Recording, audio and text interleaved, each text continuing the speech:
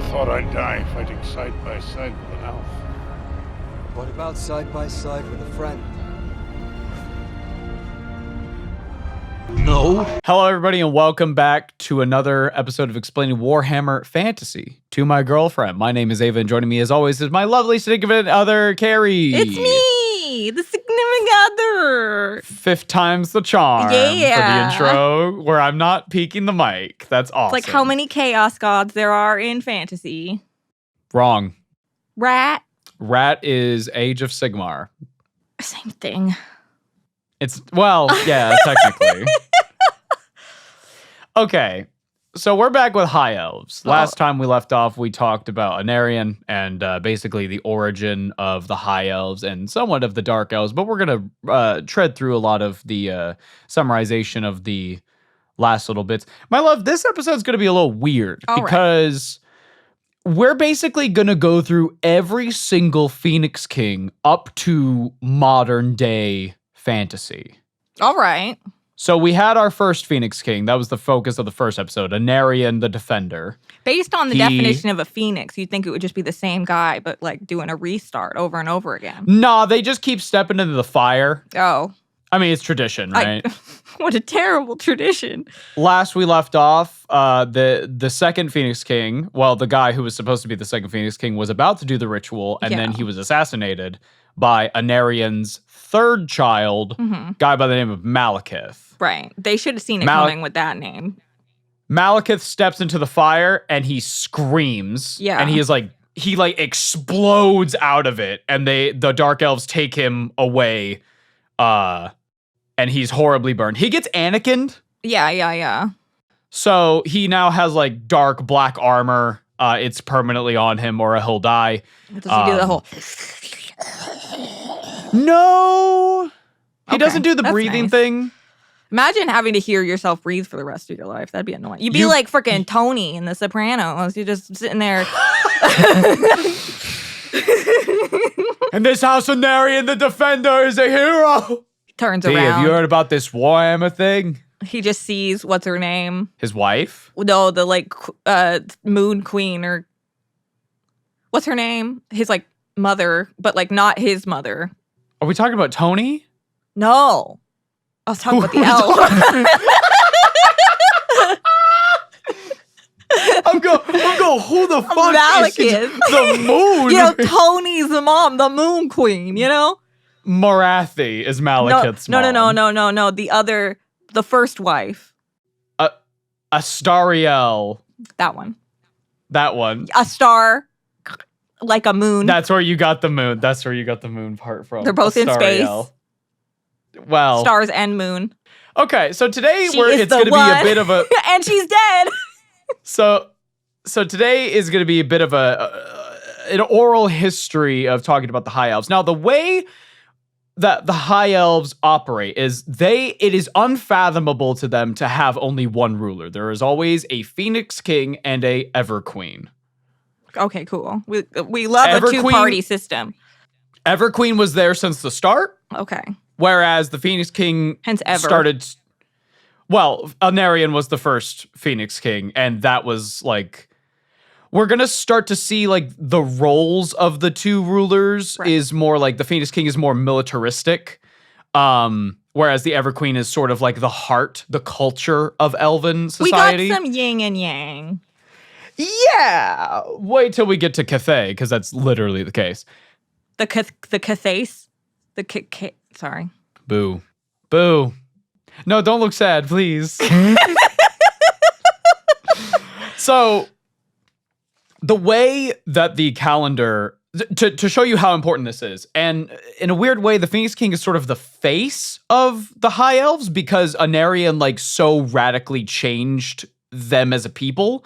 So from now on, the way the High Elf calendar works is that it's number of Phoenix King, which one we're on, year 1. So Phoenix King 2, year 1 would be 2.1. So what are those spans of time called? Generations or something? I guess just which or king dynasties? It was. Something along those lines. You don't see a girl like that every dynasty. Listen, Everqueens are hot. Cool. I love They're like hot the women. they're the embodiment of the goddess of life. They have to be like Are Phoenix hot. Kings always hot? Is that why Malekith They- couldn't become one? He didn't pass the Mog test. He walked in and the god was like,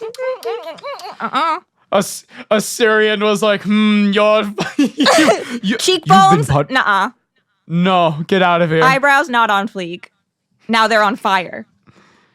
Is that a single hair on your lip, good sir? I bite my thumb at you, Malekith. Is that cellulite? Ugh. So, let's get into it. This is just a continuation of the first one, so no questions to really go over. It's time to do a bit of a history lesson. So last we left off, the magical vortex was manifested by Caledor Dragon Tamer and a whole slew of other elven wizards. The day was saved, but now Aenarion was dead. He sealed the Sword of Cain back into the Black Altar on the Blighted Isle. Yeah. And now we have no ruler. You missed the important part. What's that? The dragon died. I don't care about the other guy. And Draupnir did, unfortunately, also die. That's yes. Can we play? Yes. F's in chat, guys. F in chat for Draupnir, Not my for guy. anybody else. So, the High Elves had lost their queen, but now they had lost their king. Their firstborn children were thought to be dead, but then suddenly They were in the trees. it was revealed to the elves that before the previous Everqueen Astariel met her fate, in the fires and demons of Avalorn, Oakhart, also known as Durthu, the eldest of ancients, shows up, puts the children down. They magically wake up. They were enchanted in a magical sleep. He then collects the spirits of the woods, and as quickly as he came, he was gone. Do you think there might have been some like reflective symbolism in like this giant walking tree holding two small people? In what way? As in the Ents holding the hobbits. Maybe. Anyway, it was settled that Yvraine would be the next Everqueen. She would inherit the previous memories and the wisdom of her mother and all Everqueens before her via the magical crown that all Everqueens wear. Which I assume also gives them the hair volume. Because that is not natural. Elves are just insane with their hair. That's hair crazy. actually in elven society is incredibly important. They got mousse. Because spray. not only does it show, oh, you're like very clean, you're very well kept, it also shows for warriors, oh, your hair's not cut. Oh, like Dothraki. You're so good like that your Dothraki. hair hasn't even been, yeah, kind of. Just without the braids, just like long, flowing. Yeah. Same idea though. Yeah. So is it purposefully cut if they're defeated? Or is it just Maybe. you've been able to keep it long and that shows that you're exceptional? Yeah, you've been able to keep it long. Oh, okay. Yeah. Listen, there are units in High Elves called Phoenix Guard who are so fast they can cut bullets. Like, they're good. All right. So Yvraine becomes the next Everqueen. The line of the Everqueens is unbroken. And her brother, Morleone, decides that he will become his sister's bodyguard, and he makes no claim to the throne whatsoever. Okay. A year to the day after the death of Aenarion, the princes and princesses of Ulthuan convened at the Shrine of Assyrian to elect a new Phoenix King. And many thought that Malekith was the next in line by right, because Morleone didn't make a claim. So it must go to the next in line, which is Malekith. And others argued that despite his power, because he's an insanely strong warrior, both magically and physically, he was raised in Nagaraith, which, if you remember what Caledor got, like, word of, they were doing some crazy shit over there. They were doing, like, blood rituals and, like, sadist. Yeah. They're up to no good. They're up to no good. They're talking Mounties, but in the way. This is actually before they moved to Canada. Oh. This is just, like, northwestern Ulthuan. Now. What is that? Like, Dakotas? No, northwest of the donut. The donut. Okay. That's what Ulthuan looks like. It looks like a donut. I think it would be helpful if I could look at a map. This is Ulthuan. You can see why I called it a donut. Yeah, so here's the Shrine of Assyrian. Okay. And then there's Nagaraith. Up here. Okay, so I see what you mean now by north. He's from northwest. It's bad over there. Okay, yeah. Malekith was raised in Nagaraith. And Nagarath had a very bad reputation. So people were like, I don't really feel comfortable with him being a king because his vibes are bad. Yeah. And Malekith comes up and he goes like, well, I don't desire the throne for me. I want the throne in honor of the memory of my father. And the court went, bullshit. What does And then that they even named mean? Belshazzar to be the next Phoenix King. Okay. Malekith's mother, Marathi, second wife of Aenarion, freaked the fuck out. Yeah. And Malekith was like, no, calm down. And Malekith was actually the first one to bend the knee to Belshazzar and was like, you know what? Fair. Democracy. Marathi, however, was not satisfied and began to scheme. Her son, she believes, was the rightful Phoenix King, and she would have him take the throne no matter the cost. Okay. This is very much what happened with the children of Aegon the Conqueror. Welcome to why I told you that this is going to be a history type video. This is a very different type of video that we've done. Okay. So Belshazzar would be remembered in history as the explorer, as he personally voyaged to rediscover the lands and the people of the world, making new friendships with the dwarves in particular.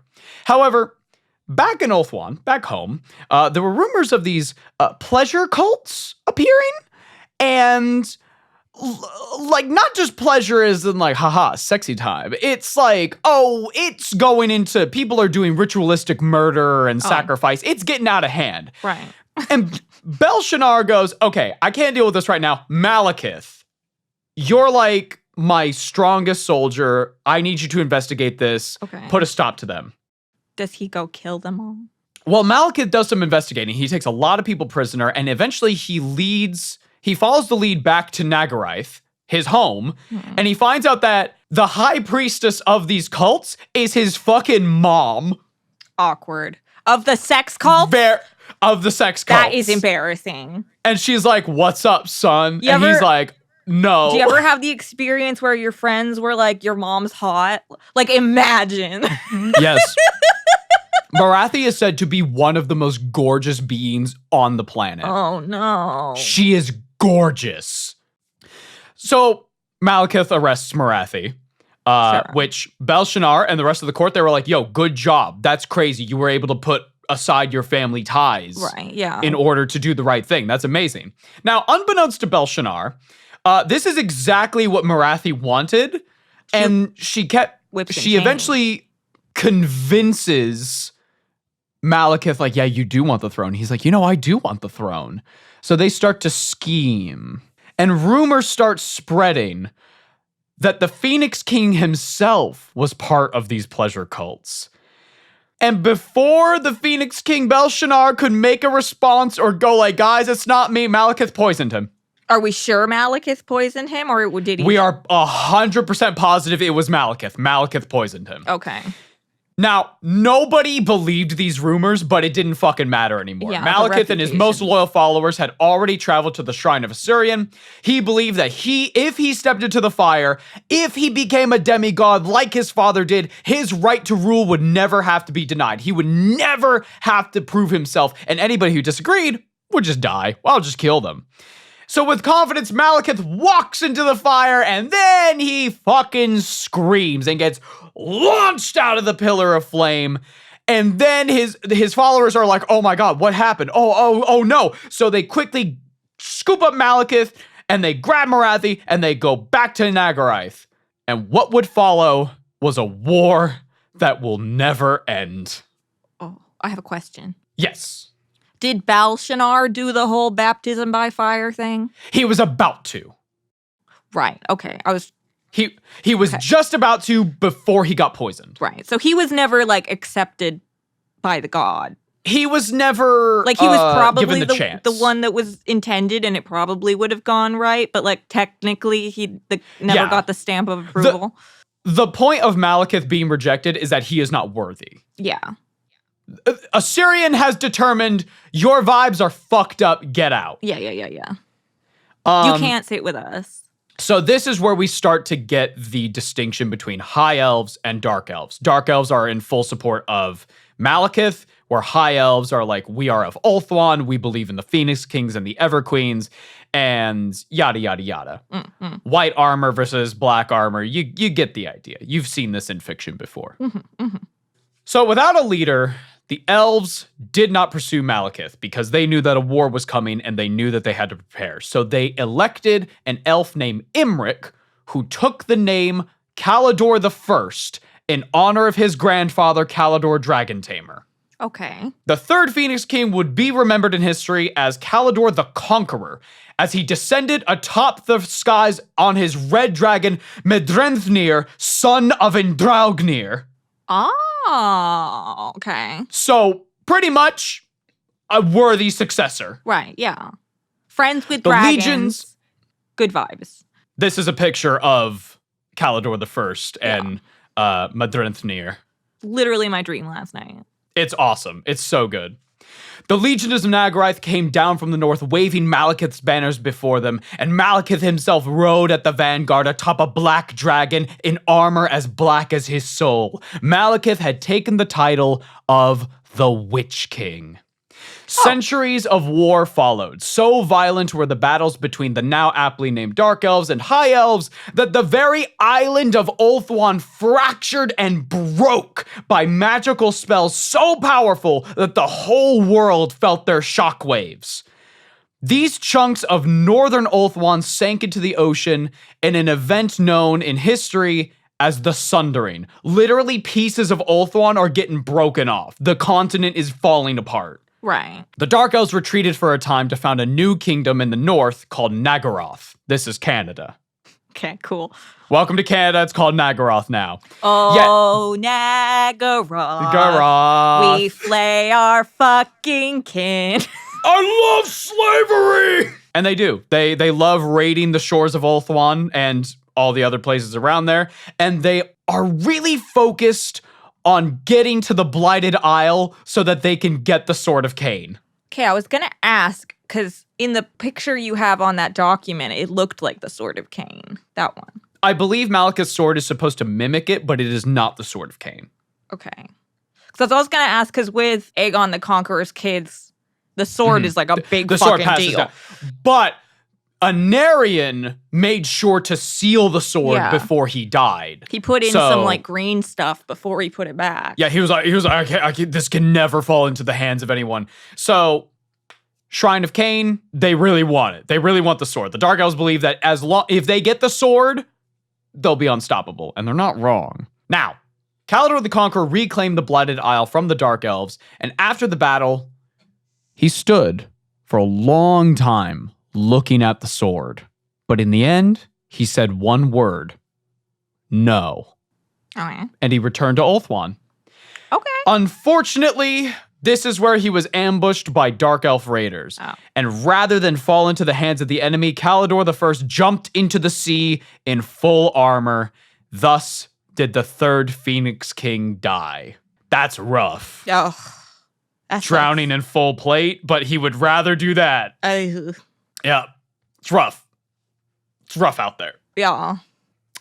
Caledor the fuck up. Okay, What? so the Elven princes in this era of war, they needed someone to follow up Caledor the Conqueror because he was strong and he was wise. He just was the perfect successor. So they were like, well, let's get his son, Caledor II, because surely he'll follow in the footsteps of his father.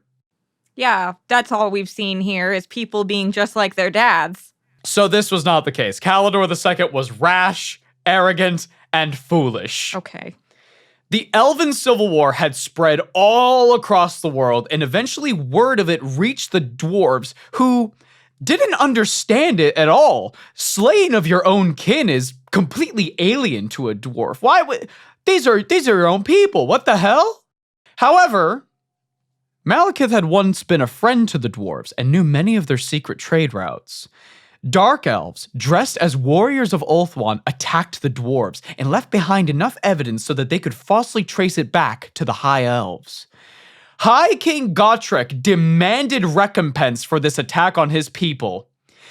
Caledor II sent a message back that the Phoenix King does not answer demands, but granted pleas. King Gotrek once again demanded recompense for this insult.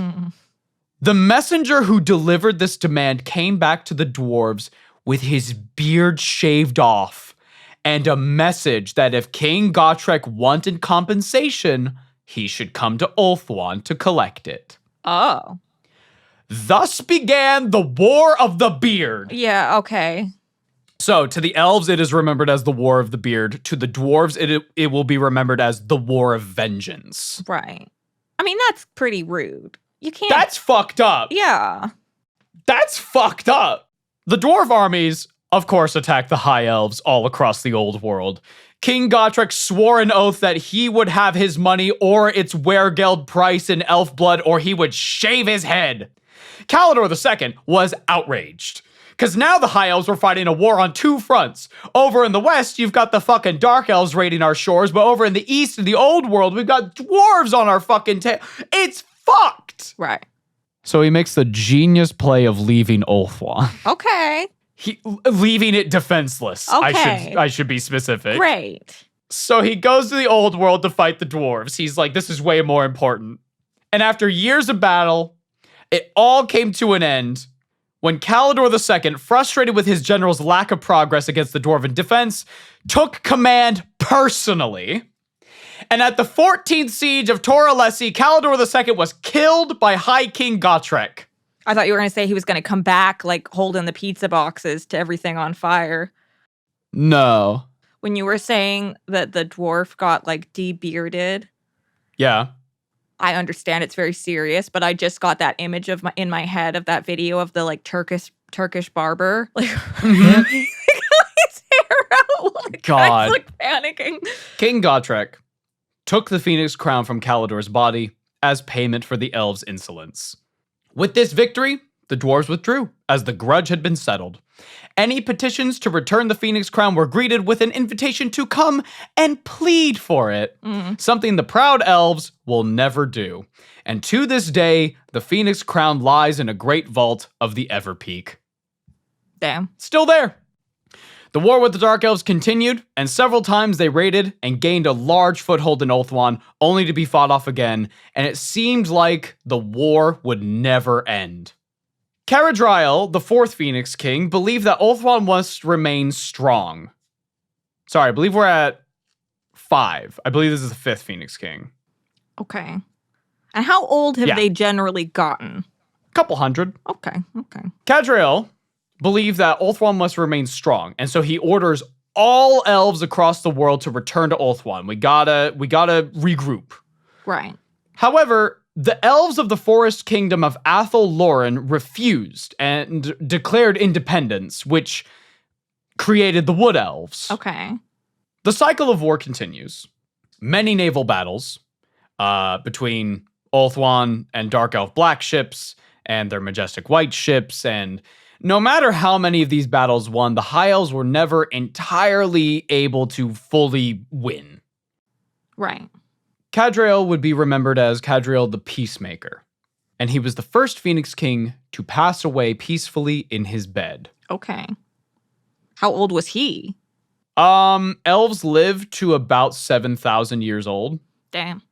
So, Whoa. Tethys, hero of the Griffin Gate, was the sixth Phoenix King, and he was a fucking crazy guy.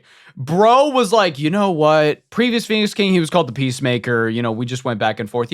What if we just started killing as many Dark Elves as possible? Oh. He was the first Phoenix King to fully kick off the Dark Elves off the island. What happened to Tethys to this day is debated by scholars.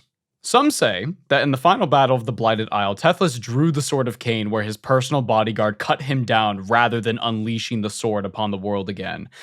Others claim that a Dark Elf assassin cut him down with a poison blade. But what scholars do agree on is Tethys did indeed die on that day, and Ulthuan was free of the Dark Elves. For now. Belcorandus was the seventh Phoenix King. 7th? 8th? I'm losing track. 5th? 6th? 7th. Yes, Okay. we're at 7. Okay, 6, 7.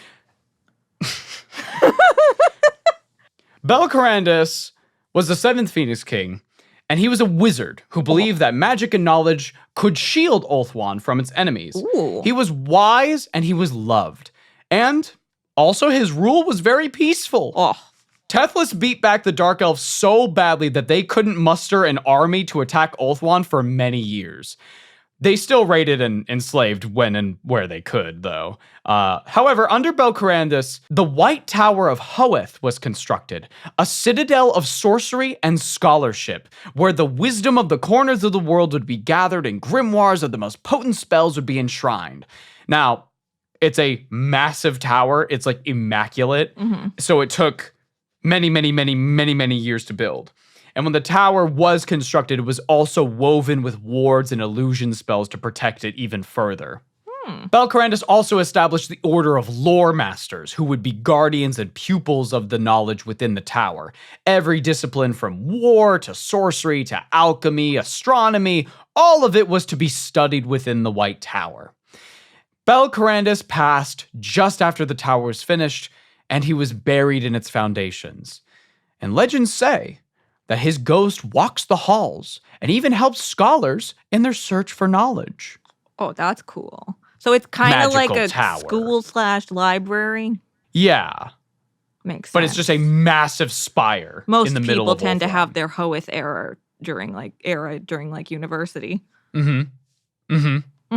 That's funny. I was gonna say with the country, I guess you'd call it.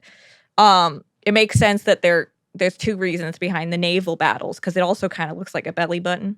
That's funny. Yeah.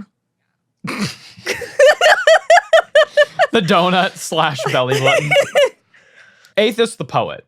Okay, so Belcarandus. Well, okay, so the previous Phoenix Kings, the last 2, Tethys completely got rid of the Dark Elves, Okay.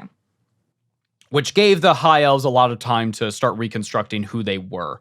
And Belcarandus was instrumental in getting back their knowledge and their focus on pursuing knowledge and guarding it and safekeeping it, and also the study of magic. Aethys the poet, 8th Phoenix King, was focused on restoring the art and culture of Ulthuan. Okay. And pretty successful. However, while he was ruling, the pleasure cults began to spread again. Oh. And after the chancellor of his court was revealed to be a Dark Elf spy, he was assassinated, which restarted the Dark Elf War again. How'd you miss that one? Oops. I just thought she was hot. I just see him wandering around what is essentially the Red Keep, looking at all the tapestries of orgies and dragons and stuff, being like, what could be happening? There's got to be a clue somewhere. What is that? What do you think? Why do you have that knife? Oh! Morvale the Impetuous. Uh-oh. 9th Phoenix King. Uh-oh. That's quite the title.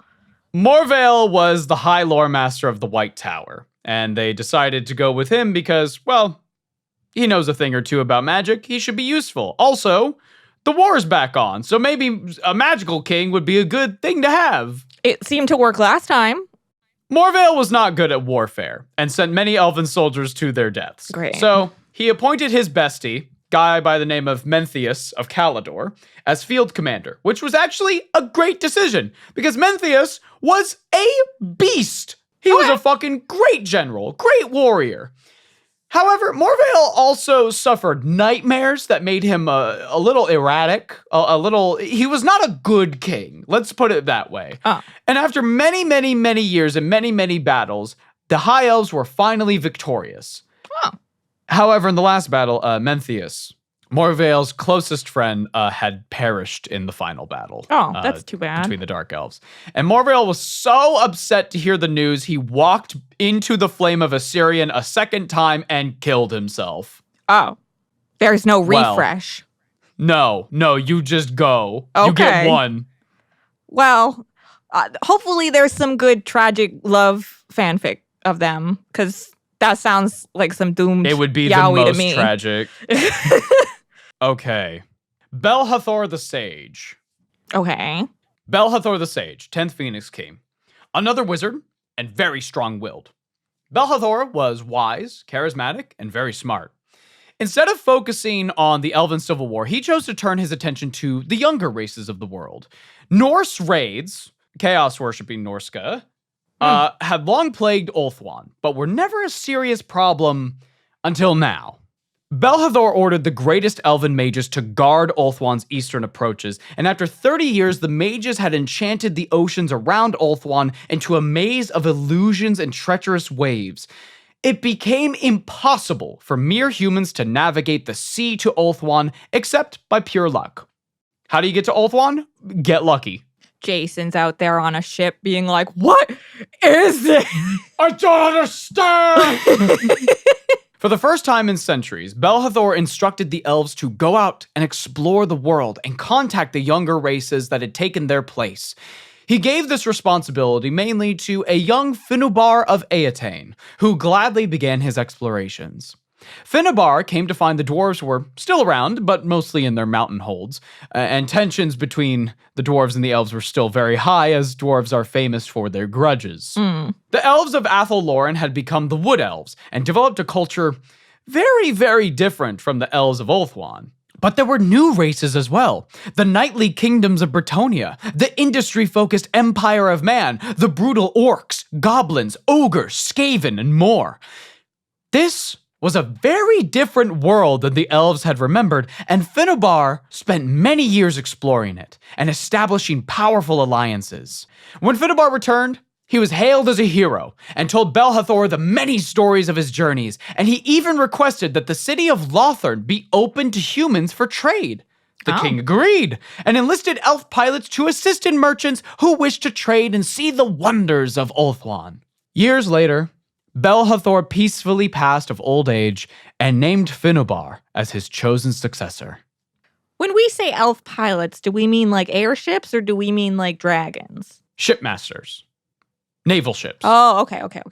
This brings us to Finubar the Seafarer, 11th and current Phoenix King. Oh. Finubar, pretty laid-back guy. Very chill. Very, very chill. He spent the first couple years of his reign continuing to explore the world, and naturally, the court of Ulthuan wasn't really chill with that. However, any rumors or kind of murmurings of some sort of plot stopped immediately once his consort, Alariel the Everqueen, silenced them. Oh. That doesn't mean kill. That just means yo, shut the fuck up. Yeah. Finubar, ever since he's returned to Ulthuan, mostly keeps to himself in his studies and is generally seen as a wise and just king. Sweet. Yeah. So a couple things that have happened in between the start of the Civil War to now. It's been thousands and thousands and thousands of years. Number one, dragons are now near extinct. Lame. Well, it's mainly due to the war, but also it's because the magic is fading from the world. Right. Which is an unfortunate side effect of the magical vortex sucking in all of the excess magic. Okay. So many dragons are asleep deep in the mountains across the world, and they can't be woken up. Right. They're like in a forever hibernation. Now, dragon princes used to be able to do so, but the ability has seemed to go away as time has passed. They can no longer do it. So instead of riding dragons, they now ride horses that have armor to look like dragons. But they're still very, very good knights. Mm-hmm. They're like some of the best cavalry in the world. Right. Now, the elves, the High Elves have developed a very isolationist society until the relatively recent opening of Lothern's port to humans. Right. And much of Ulthuan has literally been broken off because of the Civil War. And those chunks of the land have been taken by the Dark Elves to make giant ships called Black Arks, which are, what if we had a boat that was also a castle? Well, this kind of looks like the Forbidden Fortress in Wind Waker. Yes, because Ulthuan floats. Right. So let's just take that chunk of island and just attach some sails to it and construct a castle on it. Well, now we can house entire armies on a single ship, quote unquote. And also, we can hold, this bad boy can hold so many slaves. Warhammer is all about what's the biggest thing we can make mobile. Yes. Correct. Yeah. Also, going from dragons to horses is like getting like an F1 driver and putting them in a smart car.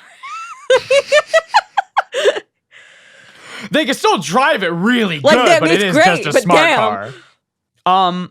Another thing, due to how their society is formed, the courts of Ulthuan are almost as dangerous as the battlefield. It's fucking Game of Thrones all the time. And every single kingdom of the 10 elven kingdoms, they are starving for more power. They're like, I need that power. Now, how many of them would be willing to go against the Everqueen and the Phoenix King? Not that many, because are you going to be the one to do a coup? Are you stupid? Right. We have so many enemies. It would be stupid to assassinate the Phoenix King or the Everqueen. Right. Yeah. So that's the big thing. There are still magical creatures that are within the, like, dragons are just really rare, but they're still common enough to where like royalty, like real royalty, it's not like would be able to people use don't them. believe in them or anything. No, it's not like they faded into myth. It's like no, dragons are around. Right. It's just you might where the final battle against chaos was like there were so many dragons it blocked out the sun. Now it's like there's like 5. Yeah, you might see one on a special You occasion. might see one. Right. But if you're a human, you ain't seeing a dragon in your lifetime. That is very rare. Right. There are phoenixes. Cool. Phoenixes that hang around the flame spires around Ulthuan, and when they start to fade away or when their fire starts to go out, they turn into ice phoenixes. Cool. Yeah, very cool, right? And then there are also phoenixes that are made of pure magic, so they're kind of like a mismatch of everything. Yeah, so there's still like what about, magical what happens creatures. when the ice phoenixes like come to the end of their icy life? Do they then swap back to fire? They're like black mages. They're going, what the? I think it would be cool to do a bestiary episode and just talk about like the unique magical creatures of the old world, because there's a lot of cool stuff. But like elves are really unique in that they have like dragons, they've got phoenixes, they have giant eagles, they have hippogriffs, they've got white lions that they tame. They've got myth units. Yes. Yeah. Yes. Yeah. They are as fantasy as you can possibly get. Right. But the point of the elves is that they used to be so powerful. I have a quote here, actually, from one of the army books. The promise of a new age of peace has faded, and the elves know that they have become weaker, while their enemies have grown stronger. They are a shadow of their former glory, but each year brings new opportunities to win the fight against evil. The heroes of Ulthuan are still hopeful, sword and spear and shield ready to face those that threaten their shores. The most powerful mages in the world study in the White Tower of Hoeth, preparing for the wars to come. All while the Witch King stirs in his kingdom of Nagaroth. He's still up there? Characters. Oh yeah, no, Malekith is still around. How long has he been alive? Like forever. He's kept alive through magic and dark sorcery. Oh, okay. Same thing with his mom. They both basically are like just using magic. And she's just magic. getting hotter. Yes, they are using dark magic to make themselves immortal. So any hope of Malekith going out by natural causes, it ain't gonna happen. So it's always your worst enemy. It's immortal. Yeah. They want the throne really fucking bad. Right, yeah. So let's talk about some major players. Oh, look at her. We've talked about a lot of Phoenix Kings today, but let's talk about an Everqueen. Let's talk about the current Everqueen, Alarielle the Radiant, Everqueen of Ulthuan. There's a saying that's like behind every politician, there's a wife that's actually doing the work or something like that. That has never been more true than with Alarielle and Finnobar. Okay. So, while the Phoenix King is a formidable figure in elven history, obviously like their calendar and most of their society, given that this is a war thing, Warhammer, right? Mm-hmm. The position is actually relatively recent, only a mere 6.5 thousand years. Oh yeah, drop in the bucket. The Everqueen, meanwhile, has been leading the elves since the dawn of their race. The Ever-Queen is the chosen priestess of Isha, the elven goddess of life. The role is an unbroken line since the first Ever-Queen, and the memories and the wisdom of the previous queens has passed down through the crown. Right. You put on the crown, you have, like, paths. Cool. Hopefully it's not quite as traumatic. It depends on your mental fortitude, Right. I imagine. Yeah. Alarielle the Radiant is the 11th Ever-Queen. She is so beautiful, it's ridiculous. Ugh. Some say that the only one who could ever match her beauty is Morathi herself. Right. But that's like the sexy beauty. She's like... She's both. Yeah. Now, where Alarielle goes, flowers blossom, grass grows, and trees bear fresh fruit. When she is happy, the land blooms with life and the skies are clear. And when she mourns, the skies weep. And when she is angry, thunder roars across the land. Alarielle is a being of purity.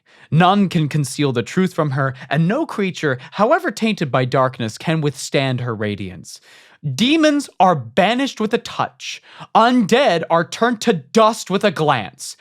And truly, she is one of the scariest and most powerful people on the planet. Why is she not just sissying that walk through fucking Canada?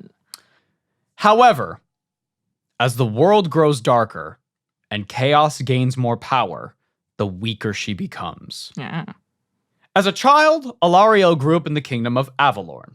She grew to love nature and life, and especially the creatures of the woods like the unicorns, the eagles, and the treemen. Often she would sneak away from her duties and studies to venture deep into the woods and speak with a mysterious woman who called herself Cernala. Alarielle met with Cernala many times, and one day the woman gave the future Ever-Queen a gift. The Star of Avalorn, a gem with magical healing powers inside a diadem of Ilthamar.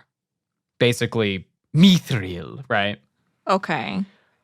Little did Alarielle know, this gem was originally given by Aenarion to the first Ever-Queen, Astariel. Okay. And little did anyone know that this mysterious Cernala was actually the goddess Lilith, goddess of prophecy and dreams. Interesting. So Alarielle is a little special. So, a diadem is like a tiara, right? Yep. So does she wear this with her crown? Is Yep. that what the big heart is? Probably. Cool. Alarielle, because of how the Ever-Queen, how important they are to their society, she never saw her mother. Oh. She was mostly raised by her aunt. And she really resented that. Right. But she would have her mother's memories? Once she got the crown. Yeah. But as a child, she was like, Yeah, what the of fuck? I course. can't see my mom. Yeah. And this resentment grew even further after her mom was assassinated. Right. Makes sense. Because like, well, now I'll never know her. I'll only have her memories. And maybe because of this, unlike her predecessors, Alarielle leads armies herself rather than stay as far away from war as possible. A bad bitch. She's not only one of the most powerful elves in Ulthuan, she is tremendously kind. Even the mention of her name brings hope to even the darkest of hours. Some elves, obviously, are against her taking this militaristic role because tradition dictates that that's usually a Phoenix King thing, but it seems that Finnabar and Alarielle have kind of flipped it, where Finnabar's sort of like the one studying and knowledgeable and trying to stay within Ulthuan, where Alarielle is like, fuck it. Fuck it. Right. Interesting. Yeah, the nobles are like, you're supposed to be the heart of elven society, and Alarielle's like, nuh-uh, watch this. I can cast sunlight from my palms. Yeah. I mean, if I had the power of peace and magic and joy, I'd probably literally be like the some embodiment wars. of nature. Yeah. We'll touch back on Alarielle in a second because we have to talk about the two other important characters. So we have Phoenix King, the Ever-Queen. Let's talk about, Aenarion had some kids. Okay. And they had some kids. Sure. And they had some kids. As they do. Let's talk about Tyrion and Teclis, the twin defenders of Ulthuan. Okay. These are the descendants of Aenarion. And whilst being twins, they're directly opposites. Right. Tyrion is strong, proud, kind of arrogant, kind of an asshole, but like he's your classic knight, right? Sure. Teclis is sickly, meek, but he's the wizard. He's incredibly powerful. So it's almost literally like Tyrion and Jaime. Yes. But like opposite the Tyrion. But like Tyrion is a wizard. Not Cersei and Jaime being twins, but Tyrion and Jaime being twins. Okay. Yeah. The twins grew up being trained in their respective strengths. Tyrion learned how to fight and how to horse ride, how to be a leader on the battlefield, while Teclis became a student in the Tower of Hoeth and easily mastered high magic. It like just comes as second nature to him. After Alariel's mother was assassinated, it was like, we gotta fix this right away. All right, get the crown, get Alariel. All right, what does an Everqueen need? She needs a champion. So a tournament was to be had. Many attended the tournament in hopes that they would become Alariel's sworn sword, but in the end, it came down to Prince Tyrion and Prince Arhelene. One night, at the camp where the tournament was being held, suddenly the Dark Elves attacked because they're like, this is the perfect opportunity to kill the Everqueen. Sure. Fuck yeah. Let's end the line.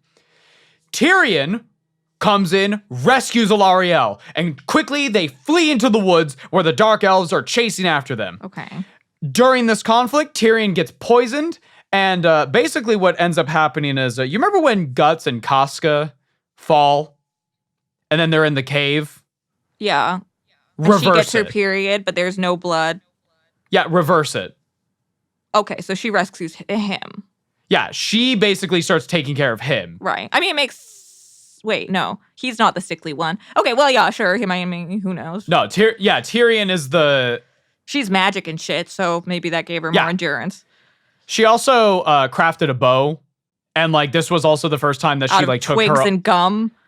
Well, yeah, basically, but she also... this was also the first time that she took a life. Oh, okay. And she was like, yeah, whatever. I mean, trolley problem.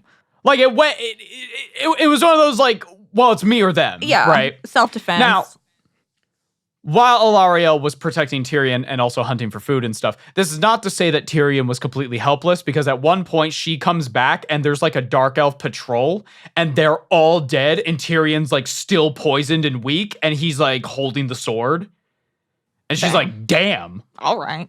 Now, while they're on the move and they're trying to avoid the Dark Elves, they eventually encounter the demon Kari. Oh, what the fuck is he doing here? What the fuck is he? You're supposed to be in the vortex, buddy. What the fuck happened? How? How are you here? Aren't you like angry at Kari did vow yeah to end the Aenarion's line, so okay. well. So he shows up like fucking Skull Knight. Yes. So here's what happened in the meantime. In between these many thousands of years, Malekith had actually at one point conducted a plan to try to get rid of the vortex. Fucking awesome idea, dumbass. In the process of destabilizing the vortex. He's such a problem. Malekith or mine? He just wants the fucking crown really bad. Yeah, fuck everybody else. Fuck everybody and everything. I want the crown. So while the vortex got destabilized, some of the demons were able to be freed. Kari was one of them, and Malekith had managed, because he's such a powerful sorcerer and Kari was weak at the time, he actually bound the demon to him. Oh. So at this point, Kari's basically a Pokemon that Malekith can just chuck at people. Okay, that's fun. So Malekith deploys Kari, and the demon is like, fuck yeah, I'm gonna kill you, Tyrion, and I get to kill the Everqueen. Wow, deja vu. Do you think that here we go. The two of them are going through like some tall grass, and suddenly it's like the demon Kari has appeared. Just as the demon was walking up, and it was like, okay, well, this is hopeless. This is everything has come down to this. We're fucked. Teclis shows up. Oh. And he goes, guys, my brother, the Everqueen, let's take him. Oh. And all three of them just start fucking wombo comboing Kari, and eventually Kari just gets ash babied, fucking banished back to hell. Oh, embarrassing. Embarrassing. Oh, embarrassing. That sucks. This led into the Battle of Finuval Plain, where the Dark Elves were like, fuck it, and they fully attacked Ulthuan again, Malekith leading the charge. Only through the strength of Teclis, Tyrion, and Ilariel were the Dark Elves fought off. In this battle, Teclis conjured a gigantic bolt of magic and shot it directly at Malekith, and he only dodged it by launching his body into the realm of chaos. He went, I can't dodge it. Fuck it. Opens a portal and just yeets himself in. He was like, is that Comet Azure? Oh, fuck. No! And Terra Magica? No way. Fucking, the Dark Elves might as well be Team Rocket. Just like, I'll get you one day, you damn kids! And there's a ding in the sky, but in the warp or whatever. After Malekith had fled, the Dark Elves broke, and they fled from Ulthuan. In the aftermath, the twins Tyrion and Teclis were personally thanked by the Phoenix King, and they were given a permanent place in his court. Tyrion was chosen to be Ilariel's champion, obviously, and Teclis immediately jumped up the ranks within the White Tower, becoming one of like the top mages there. The twins and the Everqueen became very close friends. The trio. Right. The gang. Yeah. It's the shonen protagonist group of two boys and a girl, so that we don't have to like awkwardly explain the romance dynamic for a while. Keep that thought. Are they gonna incest? No. God, no. No. Well, no. Well, aren't they all? Listen. Technically, yes. Oh, no. Okay. Here's the thing. Okay. Tyrion eventually becomes Ilariel's consort after her year with Finubar was over. So the way it works, the way tradition is with Phoenix Kings and Everqueens is that when a new one happens, the Everqueen and the Phoenix King are betrothed and they are consorts for 1 year. Okay. And this is to make sure that the next Everqueen put a baby so we can her. have an heir. We need to have an heir, and I believe it's implied that every single firstborn of the it's magic, so it's going to be a daughter. So we don't need no Y chromosome. We got magic. Yeah. So it's to allow for that to happen. But after that year is up, they can take anybody that they want, as many partners as they want. They can be polyamorous. They can be monogamous. It does not matter. Oh, okay. But they have to have 1 year that they're monogamous with the other ruler. And that's it. Honestly, if that was like a thing in like regular royal history, we might have had more actual descendants because knowing that eventually you can do what you want, you might follow the rules. Yeah. Teclis was tasked by Finubar to assist the humans in a foreseen chaos incursion. Teclis agreed and journeyed to the Old World. And during this time, Teclis learned much about the Empire of Man and gained an appreciation for their culture and humankind in general. And with the help of Teclis, the Empire established the Colleges of Magic. Okay. Each college dedicated to a wind of magic. Now, quick note about the winds of magic. Magic comes naturally to the elves, and thus they don't really bother with the whole wind system. My eyes they are have something that's yes, but high elves basically they can conjure as much magic or whatever magic that they want. This is called high magic, whereas dark magic is what the dark elves use because it's like they're corrupting it and it's evil. Humans have to dedicate themselves to one type of wind, one type of magic, and if you mix them, you're playing with chaos. And that's dangerous. Don't do that. So you have fire, death, beast, metal, life, shadow, heavens, light. Yeah. It's the miraculous ladybug symbol. Yeah. Box. Miraculous. Simply the best. Got all the wins. So you have all of these different mages that we will talk about. We will revisit this event in history because it's very important for the Empire. But yeah, thanks Teclis for establishing wizards. Human wizards. Good job. Sweet. You did that. Love it. Thanks, Teclis. You might be techless, but you're not loveless. Because that's that weird anime. With the power of magic the humans had, and Teclis and his cohort of elves that he brought with them, they fought back the armies of chaos, and they saved the Empire. Yay. After Teclis' return to Ulthuan, he found that Tyrion had become the most famous warrior in the land, and Teclis was authored to become the High Lore Master of the White Tower for his success with the Empire. Yo, you literally stopped a chaos invasion. Good job. You want to be the headmaster? You're head Here you ho. go. You just know what to do. Way to go. Okay. So obviously there's a lot of courts and kingdoms, shenanigans and stuff. We've established Tyrion, Teclis, Finnebar, Alariel. Yeah. Are you ready for some tea? Yes, but I just want to say, There's drama. Every time you say techless, I'm reminded of this. There's a charity organization in Los Angeles, and it's a very good cause, but it has a really bad name. Mm-hmm. It's to help homeless people receive dental care. Okay. It's called Homeless, Not Toothless. Mm. Like techless keeps reminding me of that. What a terrible name. Great cause. Great cause, but ooh. Weird name. Not good name. Okay, so the tradition dictates a Phoenix King and an Everqueen are married for 1 year. They are monogamous for 1 year, and they are doing that so that they can have one child that will be the next Everqueen. Alariel and Tyrion did not follow that rule because they were really fucking horny because they had that experience together and they formed a bond before like Alariel even met Finnebar. So they were just all over each other. And they would constantly sneak off away from court to spend evenings together, and Teclis would cover for them. Oh my God. So they'd be like, yo, Teclis, where's your brother? And he's like, I don't know. Oh no! It's Have a you seen scandal, Alariel? Nah, I don't know where she is. Oh, are they together? No. He's off like doing his own thing, I think. Muffled moaning from. Yeah. So what everyone thinks is Finnebar's child is actually Tyrion's. No! Oh no! Okay. Oh no.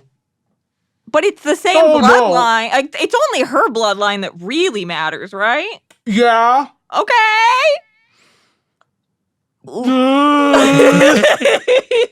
Awkward. He's like the champion of the realm, and he like spent so much time with. If I remember right, I don't think Tyrion even knows that the child is that it's his kid. I mean, did she at all lay with?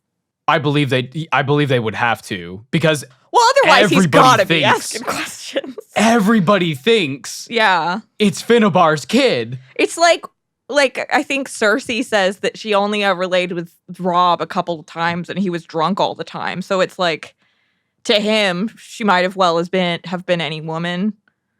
Yeah. So of course he doesn't really know. He doesn't know. But yeah, that's the tea. These two horn dogs are just going off and just having a great time. Okay. And Teclis is like, manga. And they're both warriors, so it's like in the Ocarina of Time manga when like Sheik and Link are like battling for their lives together, and then he like starts fixing her armor and it falls off and she's beautiful and he's all like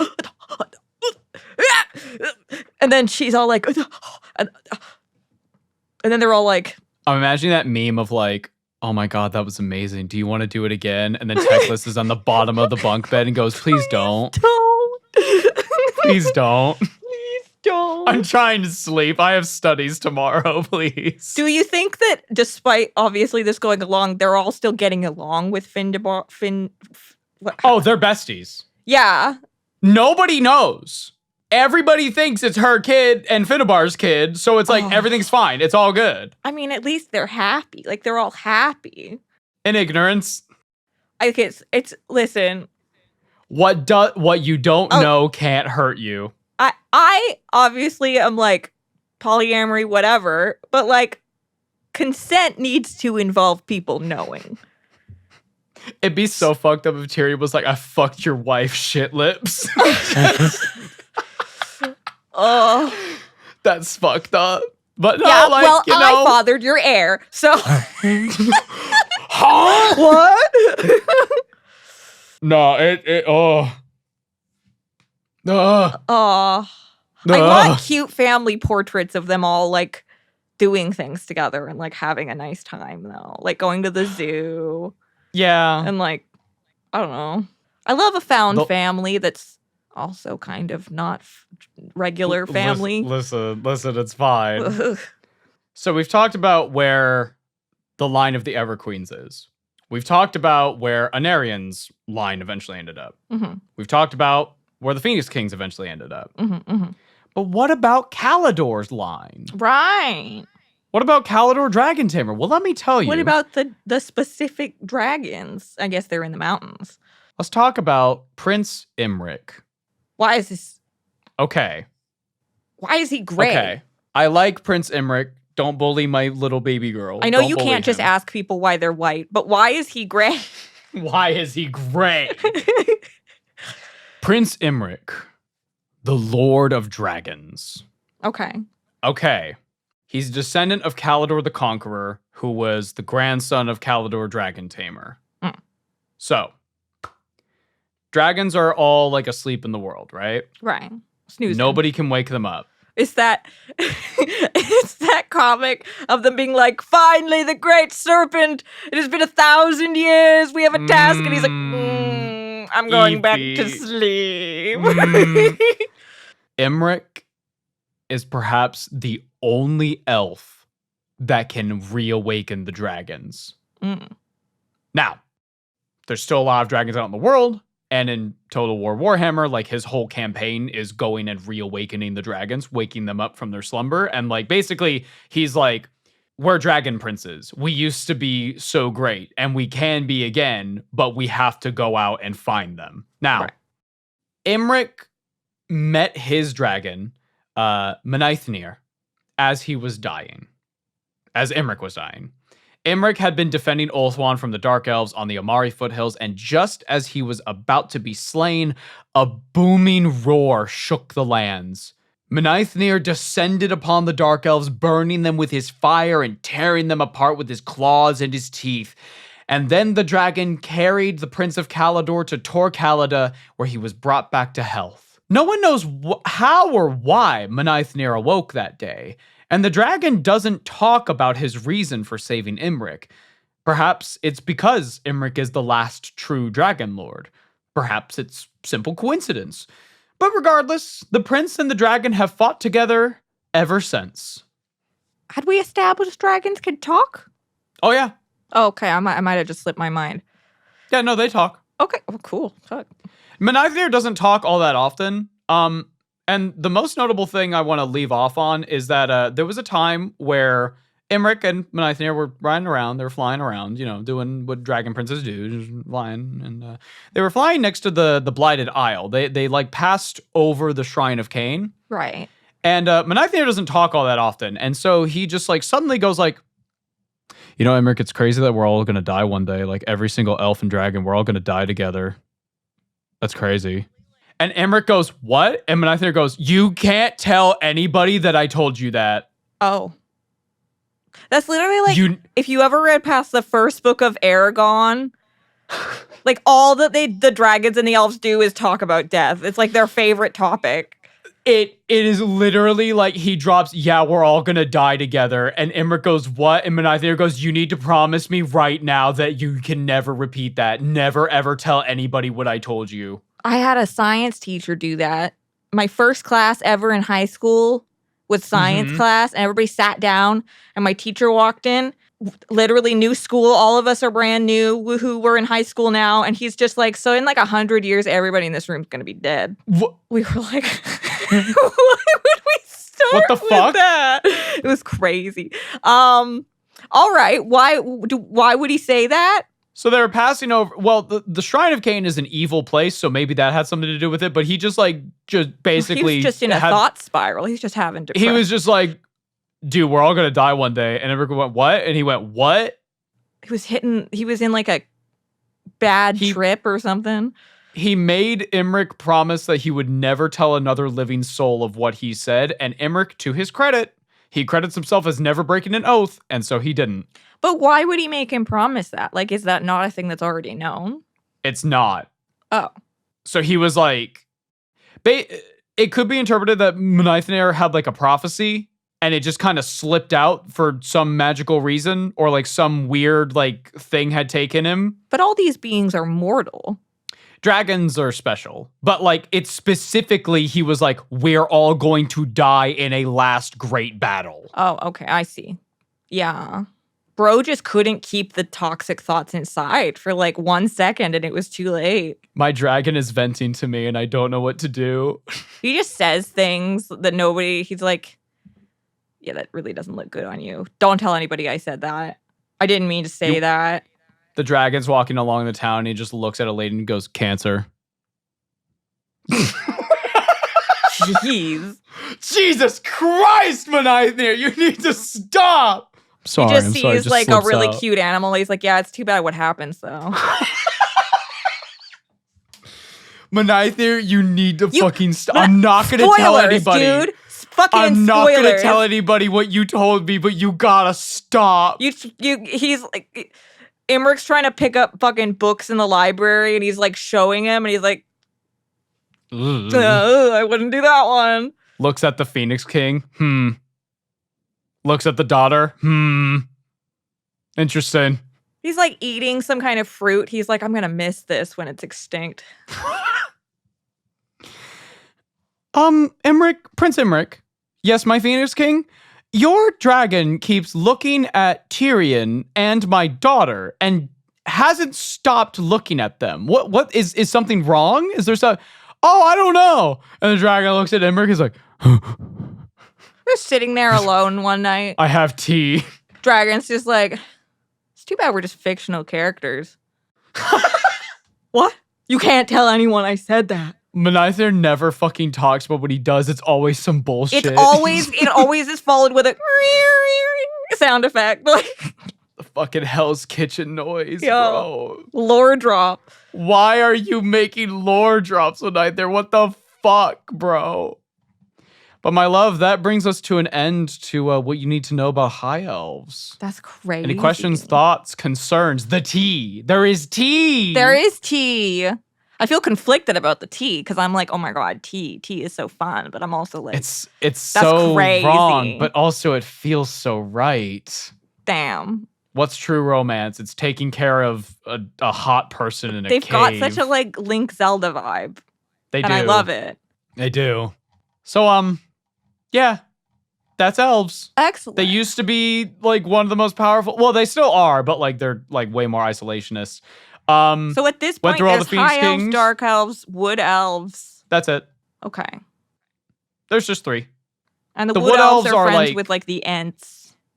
Yeah, their society is very much entwined with the forest and the spirits of the forest. Who's the guy with the flute? That's Sylvaneth. That's an Age of Sigmar. That's a different thing. Okay. Although I'll tell you something about Age of Sigmar. Alarielle becomes a goddess in Age of Sigmar. Does she get to keep her boyfriend? No. Oh. Countless aeons have Dragon passed. sees them together. Yeah, it's too bad. Too bad what's gonna happen. Oh. Yeah, that's a whole other thing. But like, no, they are not together. It's a shame. No, that's sad. Do you want to see one of the most tragic fucking images? Do I? Of Warhammer? Oh no, I'm sad already. I just want to see you. I feel like, okay, the dragon. You haven't seen Interstellar, but there's this scene where this guy is like seeing his past, basically, and he's seeing himself do a thing that at this point he regrets doing. And so it's like a famous scene now because he's like banging on the wall, being like, "Don't do it! No!" That's just the dragon seeing like everything happening. What's that? This is Tyrion and Alarielle at the end of the world. Holy shit. They hold hands as everything dies. That's like the end of Rogue One. Yeah. But she survives? Their she, like, souls ascends? go on. Okay. Their souls are like drift through the void for like right countless years. Right. But yeah, they do not get on the Star Dragon. No, but they literally see the world end as they're holding hands. That's crazy. That's crazy. Damn. Yeah, that's sad. Yeah. My love, questions, thoughts, concerns about these horny elves. Yeah. Where is my, like, rom-com TV show? I need, like, an Orin High School Host Club. Tyrion and Alariel in bed, and they're like, wow, that was amazing. And then suddenly they hear the door, honey, I'm home. Oh, no. And then it cuts to kiss, kiss, fall in love. Oh, no. Oh, no. Shoves him into a closet.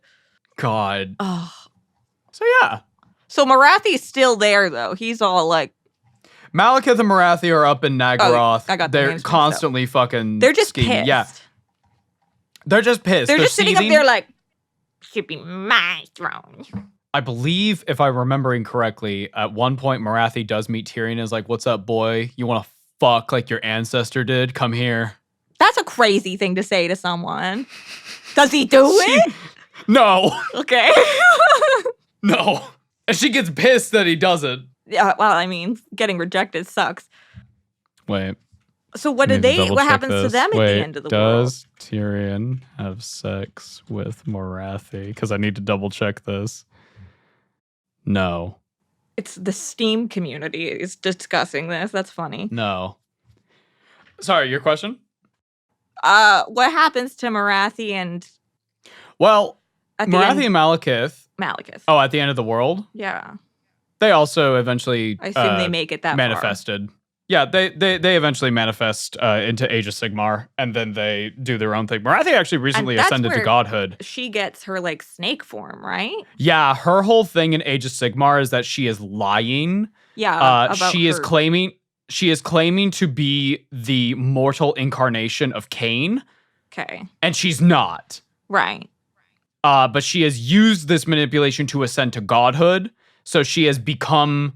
There's an interesting thing with her faction, the Daughters of Cain, where, like, there are descriptions where statues of Cain are now statues of Marathi. Mentions of Cain are discouraged. And sometimes if you start questioning a little too much, you just disappear. Right.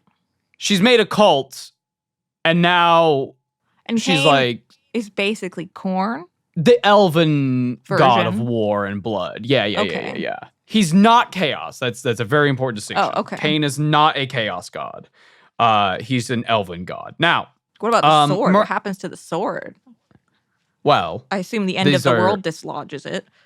Perhaps we will discuss that when we discuss the end times, because there's like 3 cool things that happen in the end times, and the rest of it just flicks my dick. It just fucking pisses me off. Oh no. It's not good. Okay.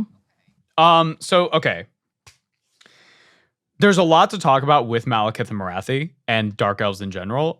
Should be its own video. There's specifically stuff that I avoided talking about in regards to Malekith in who he was before he started to really get the urge to be a Phoenix King. Because truly, he didn't really care about the throne for a while. Yeah. He didn't care.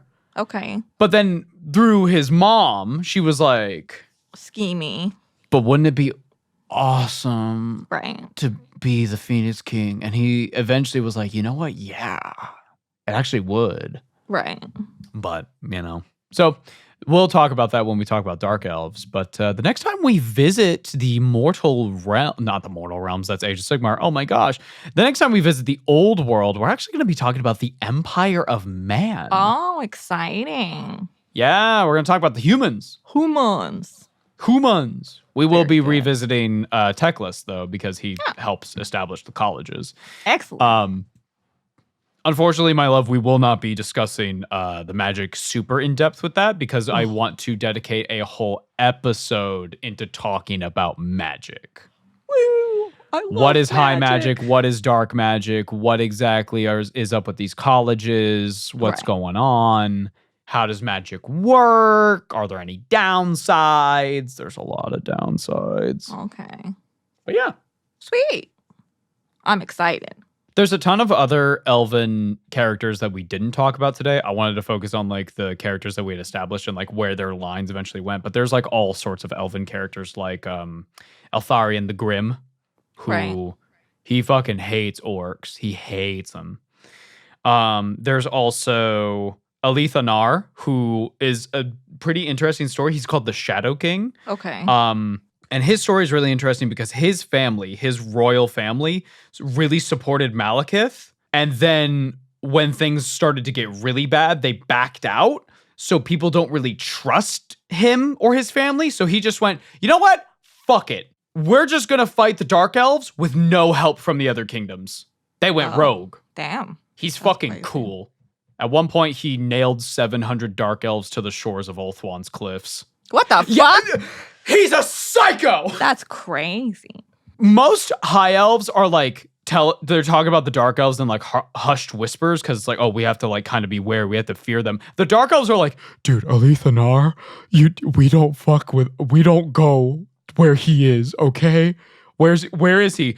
I don't know. I don't want to know. I don't want to know. If you know, you're fucked. Here's how fucking crazy he is. He snuck into Nagaroth and danced with Marathi at a party, and she had no fucking idea it was him. And then he stole a fucking thing from her. Damn. Yeah, like that's how crazy he is. Alethanar is really cool. He's really cool. But yeah, if you wanted to get into High Elves for Old World or just like their general aesthetic, like they're really neat. There's all sorts of like very thematic units. Phoenix Guard, Dragon Princes. I didn't talk about Alariel's handmaidens. Oh. Alariel has handmaidens that are some of the best archers in the world. Okay. They have magical bows. Okay. And they basically like Alariel's very kind, very sweet. She's as kind as she is powerful. And like if there's any threat on her life, the handmaidens are like, take care of it. Right. They've all got that spell in Elden Ring with the bow. Yeah. Like there will basically be like somebody will come to like Alariel's court and be like kind of a bitch or like kind of mean to her, you know? They'll be like kind of shitty, and then the fucking handmaidens will be like, when they leave, break their legs, kill them. I see. You've insulted our Everqueen. How fucking dare you? Bring me his fingernails. Bring me. Kill them. Crazy. Yeah, they're cool. They're really cool. There's the Lions of Thrace. There's the Sea Guard. There's all sorts of really cool stuff. There's also the Elven Kingdoms that we didn't really go into. What are they called? Sorry, the Handmaidens? The Handmaidens of the Everqueen. I wonder if anybody's ever done... Because the way the Sailor Scouts work is that Sailor Moon is like the main goddess. And then all the other Sailor Scouts are essentially her handmaidens in the same way. Like they're her bodyguards, but also just her attendants and stuff. So I wouldn't be surprised if somebody had done a paint scheme based on the Sailor Scouts. Maybe. Because that would fit that kind of a dynamic. High Elves are also quite colorful. Like they have bright silver armor, but the colors that they wear is usually associated with their kingdom that they're associated with. So like Avalorn is like lots of green because nature. Whereas if I remember right, Caledor is like blue or red. I can't remember at the top of my head. I might be thinking of the Dragon Princes because they're primarily blue in the paint scheme that I know them by. But yeah, they're all unique kingdoms and they all have their unique color schemes. And you could, if you got High Elves and you were like really interested, you could make your own royal family with its own heraldry and stuff if you really wanted to. Yeah, really cool. I like the elves. Yeah, elves are cool. Elves are fucking cool. And I think despite them being very Tolkien coded, I think the High Elves of Warhammer are so unique in the way that they are presented and specifically how they interact with the world that they are in. I think they're some of my favorite elves. Right. Yeah. Very and cool. I think also it's important to talk about the fantasy elves before talking about the 40k Eldari.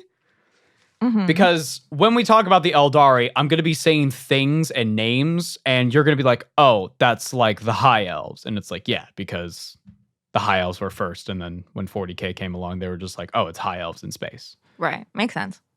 Yeah. Cool. So instead of like dragons, they have fire dragons, which are just dudes in armor. Oh, okay. Cool. Like they have like flamethrowers and stuff. That's fun. It's Cool. Yeah, it's cool. Yeah. But yeah, that's all I have for High Elves today. I'm glad you like them. I'm glad you like Alarielle. I saw like your eyes pop when we started talking about her because she's great. She's awesome. Yeah. We love a queen bitch. We love a queen bitch who's very kind and literally her emotions control the weather. We love a bitch who's not that much of a bitch. No, but she can be if she wanted to. I mean, if you make her a bitch, well, I guess her handmaidens are going to get to you first. Yeah. I just imagine, what's his name? Imric is sitting on the couch watching our video right now, eating popcorn, being like, man, I'm really enjoying this video. And the dragon looks at him like, it's about to end, buddy. And then we cut to credits right there. There's a joke that Imric really wants to fuck Miao Ying. All right. I mean, me too, but damn. Say! Kari, my love, my darling, my dearest, do you know what we're covering next? Sanguinius? Yes, we are back in 40K. We're back on our Primarchs, and we're going to talk about Sanguinius the Angel. Yay. I'm Yay. excited. Yeah, I think you'll like him. Yeah, and then he's never allowed to go near any stairs.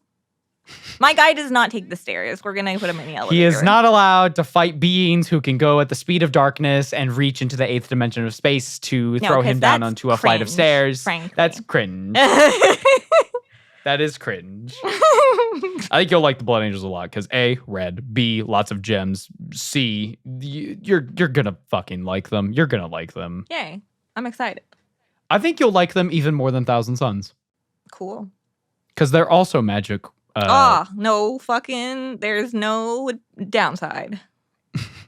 Well, there's the vampirism. That's a boost. Yeah! Thank you all for watching this Elven video. Thank you very much. If you're killer, Bella. These are the wings of a killer, Emperor. Oh. My son, let me be really creepy and walk around you and touch your wings without your consent. Hold on. Hold on, Jokero. I was trying to think of like what's a spider monkey equivalent. Hold on, weird mechanical baby. I don't know. Jokero are space orangutans. Oh, there you go. Yours was funny. I just didn't know the vocab word. Thank you. Yeah. Hey, if you like this video, thank you very much. Be sure to like, subscribe, all the YouTube pleasantries to, it's greatly appreciated. It also helps us in the algorithm very much. If you'd like to support us with money, you can go over to our Patreon and pledge starting at the low price of $2, where you can get access to our private Discord, where we talk and have a great community over there and talk about minis and Warhammer and all sorts of stuff. And you can also check out our merch over at orchidate.com/collection/numbskulls. And you can check out a bunch of other cool stuff in the links below. Can we make a small comic series of Imric and his dragon going around and like seeing things throughout history? Like they go see the Sphinx and Imric's like, the nose is really well done. Or like they're like, the guy's like, I really do think that ship might be unthinkable. They go to New York and be like, I don't know why they made 2 of them, but they're really pretty buildings. I like the cut of this JFK guy. I hope nothing bad ever happens to him. The Chiefs are totally gonna win. I put all of our money on it. Oh, look, it's Patrick Mahomes. His name is Patrick Mahomes. Right. Mm-hmm. Right. Yeah. Okay. See you guys for Sanguinius. Bye. Bye-bye. Fuck, marry, kill. Oh, no. Tyrion, Alarielle, Teclis. When you marry someone, the implication is you're going to be doing the boom boom. Yeah, but like you're also settling down with them. You're spending your lives together. Fuck is like, you do it once. Can I get a kiss though? Melanie. Teclis. Alarielle, can I get a kiss though? I guess I'll marry Alarielle. Yeah. And then... Who do you want to kill? Who do you I want to fuck? don't want to kill anyone. Well, that's too fucking bad. I guess I don't know. I don't want to kill the magic guy, but the other guy's probably got better stamina. I'm marrying Alarielle. I'm killing Tyrion. I'm fucking techless. Damn. Yeah. Yeah. Yeah? I guess. Okay. Tyrion I'm thinks being he's forced to make this decision. Yay or nay on the end times storyline for the elves. Don't need to spoil. Okay. It's so hard to talk about without spoiling it, but like genuinely, we were talking about this in the Discord. I think the plot line of the end times, the storyline for the elves, makes sense if Aenarion, the god of their pantheon, is just drunk. Always like my first prime minister. He's just on a forever bender, just hung over all the time, just going, whatever. That's a lot of Norse gods. Fuck it. Like yeah. Aenarion is drunk. That's my headcanon. Exodites, cool space elves when. Okay. What? So the Exodites are the ones that ride the dinosaurs. You saw them in the preview. Oh, yeah. Cool. Love that. I guess now, because they're in the preview. GW, I need a crumb of lore. Just a crumb. Oh, they don't have lore. They have barely any lore. Because their whole thing is that they're basically space wood elves, but with dinosaurs. Okay, so they rode the light dragon. Nope. Oh. Nope. You're getting your settings mixed up. I don't know, a book or something would be nice, because the only introduction we've really seen into them at all was with, like, the Infinite and the Divine. And, again, that was like a crumb. I'm going to assume this now. Okay. I bet they are going to be even more magic-focused than normal Eldari. I think that's going to be their thing. That would make sense. They're going to be, like, druidic. Right. And it's going to be awesome. Yeah. And then you just add on top that they ride dinosaurs, and it's like dinosaurs. now we're just printing money. The most magic one of them rides a slan, but he's like a buff slan who can still use his legs. Damn. Buff Croak. What if Lord Croak was just buff as fuck? Lord Croak was fitness maxing?